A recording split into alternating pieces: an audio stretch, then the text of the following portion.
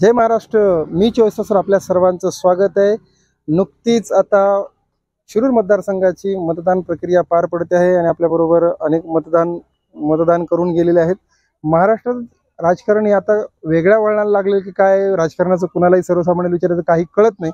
आपल्याबरोबर महाराष्ट्राचे लाडके गायक चंदनजी कांबळे आहेत, तर आपण त्यांना विचारूया की नक्की राजकारण जी काय आहे ते काय वाटतं तुम्हाला राजकारणासंदर्भात? राजकारण आजचं म्हणजे खऱ्या अर्थाने गढूळ झालेलं राजकारण आहे।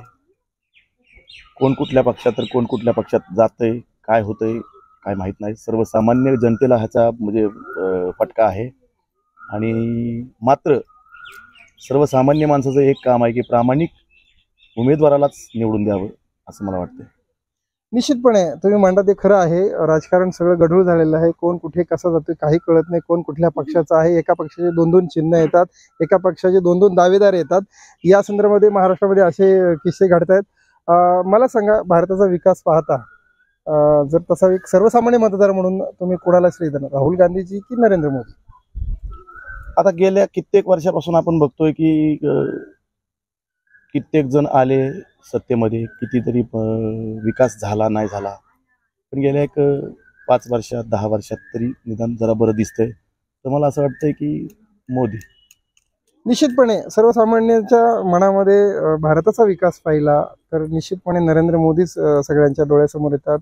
पण महाराष्ट्राचं राजकारण जर बघितलं, आता तुम्हाला जर नरेंद्र मोदींना मत करायचं असेल तर मग हे कन्फ्युजन कसं दूर होतं? तर बघा, जर नरेंद्र मोदीला मत करायचं, मग घड्याळीला मत करायचं की तुतारीला मत करायचं की आणखी कोणाला मत करायचं? आता काय होतंय, आपला माणूस बघून आपण मत करतो आणि हे साहजिकच आहे, आपल्या माणसालाच मत करावं।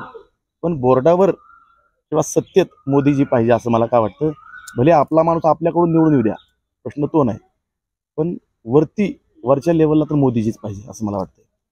निश्चितपणे यांनी यांचं मत व्यक्त केलेलं आहे की सत्ता ही फक्त मोदींचीच पाहिजे, म्हणजे बीजेपीचीच हवी आहे। पण बीजेपी असो किंवा मोदी असो, मोदी हे काम करणारे आहेत त्यांच्या दृष्टिकोनातून, मग ते कुठल्याही पक्षाचे असो, पक्षाची काही घेणं देणं नाही।